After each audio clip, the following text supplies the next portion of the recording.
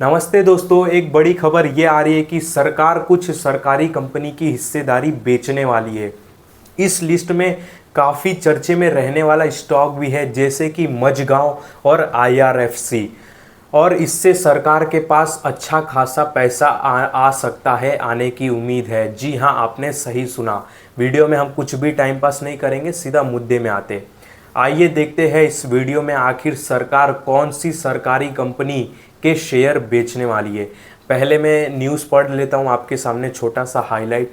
The government plan to sell small stake in selected state run company in the rail, fertiliser और defence sector. यानी कि government छोटी सी हिस्सेदारी बेच सकती है रेलवे, फर्टिलाइजर, डिफेंस सेक्टर से जुड़ी कंपनी के शेयर को। अब बात करते हैं कौन से कंपनी के कितने शेयर सरकार बेच सकती है। ठीक है, इस लिस्ट में नाम आता है पहले आईआरएफसी, जो कि सबका प्यारा स्टॉक है और ये रेलवे से जुड़ा हुआ कंपनी है। दूसरा कंपनी है मझगांव, जो कि डिफेंस सेक्टर से जुड़ी हुई कंपनी है। तीसरी कंपनी है राष्ट्रीय केमिकल फर्टिलाइज़र, यानी कि आरसीएफ। ये एग्रीकल्चर से जुड़ी हुई कंपनी है, खाद वगैरह बनाती है। और चौथी कंपनी है नेशनल फर्टिलाइज़र, यानी कि एनएफएल। ये भी एग्रीकल्चर से रिलेटेड कंपनी है। अब देखते हैं सरकार कितना शेयर बेच सकती है। पहले आरसीएफ देख लेते। आरसीएफ में गवर्नमेंट की हिस्सेदारी है 75% और इसमें से सरकार 10% बेच सकती है, बेचने की उम्मीद है 10% की। और दूसरा है नेशनल फर्टिलाइज़र। नेशनल फर्टिलाइज़र में सरकार की हिस्सेदारी अराउंड 75% है, तो इसमें से सरकार 20% बेच सकती है। 20% स्टेक की वैल्यू होती है 1200 करोड़। अगर सरकार नेशनल फर्टिलाइज़र का 20% स्टेक सेल करती है तो 1200 करोड़ रुपये आएगा। बाकी जो ये आरसीएफ का 10% है, इसका कुछ अभी पता नहीं है, क्योंकि ये फिक्स नहीं है। ये जो सारी बातें हैं, जो ऑफिशियल रहते हैं, जो अधिकारी रहते हैं, वहाँ से ये बातें निकल के आई है। जो मतलब रियल अधिकारी रहते हैं, ऑफिसर, ऐसी उड़ती उड़ती न्यूज़ नहीं आई है। गवर्नमेंट ने अभी इस पर कंफर्मेशन नहीं दिया है। अब बात करते हैं आईआरएफसी और मझगांव की। पहले आप ये जान लो कि सेबी का एक रूल होता है, किसी भी कंपनी में प्रमोटर की होल्डिंग 75% होनी चाहिए। यानी कि शेयर मार्केट में जो भी कंपनी लिस्टेड है, उसमें प्रमोटर की होल्डिंग 75% से ऊपर नहीं होनी चाहिए। ठीक है, पर आईआरएफसी और मझगांव में प्रमोटर यानी कि सरकार की होल्डिंग 75% से ऊपर है।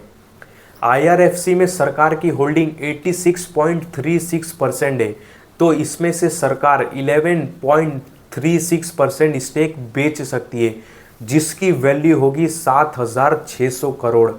और मझगांव में सरकार की होल्डिंग है 84.83% और इसमें से सरकार 10% का स्टेक बेच सकती है। तो अब देखना होगा इन सारी चीज़ों को मार्केट कैसा लेता है, पॉजिटिव या नेगेटिव। अब इसमें दो बात निकल के आ सकती है। पहले ये कि अब लोग सोचेंगे कि मतलब इसमें दो बात निकल के आ सकती है, ध्यान देना मैं क्या बोल रहा हूँ। पहले बात ये निकल के आएगी कि अब लोग सोचेंगे कि सरकार अपनी सरकारी कंपनी क्यों बेच रही है, क्या इन कंपनियों में कुछ गड़बड़ है। तो ऐसा लोग सोच सकते हैं, क्या इन सरकारी कंपनियों में कुछ प्रॉब्लम है, इसके लिए सरकार माल बेच के निकलना चाहती है। पहले तो ये सोचेंगे। और दूसरी बात ये बोली जा रही है कि जब लोगों के पास defence sector, railway sector, fertiliser जैसे कंपनी के शेयर जाएंगे, तो उनको डिफेंस सेक्टर और रेलवे सेक्टर जैसे कंपनी में इन्वेस्ट करने का एक्सपोजर मिलेगा। यानी कि समझ सकते हो कि उनको एक अलग अनुभव मिलेगा। उनको ये फील होगा कि मैंने एक रेलवे के सेक्टर में इन्वेस्टमेंट किया है, मैंने एक डिफेंस के सेक्टर में इन्वेस्टमेंट किया, तो उनको कुछ अलग फील होएगा, एक एक्सपोजर मिलेगा मार्केट का, ऐसा बोला जा रहा है।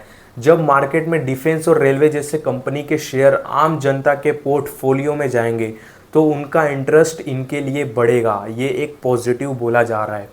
तो अब देखते हैं कि मार्केट में आने वाले समय में इसको कैसे लेता है, कैसे एक्सेप्ट करता है। क्या अब लोग सरकारी कंपनियों से दूर भागेंगे या इसमें इन्वेस्टमेंट अपना जैसे पहले किया था, अभी कुछ दिन और कुछ महीनों में लोगों ने बहुत पीएसयू से शेयर को दबा के खरीदा है, वैसे ही इसमें इन्वेस्टेड रहेंगे। तो ये काफ़ी इंटरेस्टिंग रहेगा कि सरकार जो अब अपने स्टेक थोड़ा बेचने की तैयारी कर रही है, मार्केट इसको कैसा लेता है, ये बहुत देखने वाली बड़ी बात है। बाकी इस वीडियो में कोई बाय सेल की आपको कॉल नहीं है। जो भी आपको इन्वेस्टमेंट का अपना डिसीजन लेना है वो आपका एक पर्सनल डिसीजन होता है, या आपको एक सेबी इन्वेस्टर से ये सब राय लेनी चाहिए। मैं सेबी रजिस्टर नहीं हूँ। जो फाइनेंस का एडवाइस देते हैं, जो सेबी रजिस्टर है, उनसे ही आप बाय कॉल का डिसीजन लो।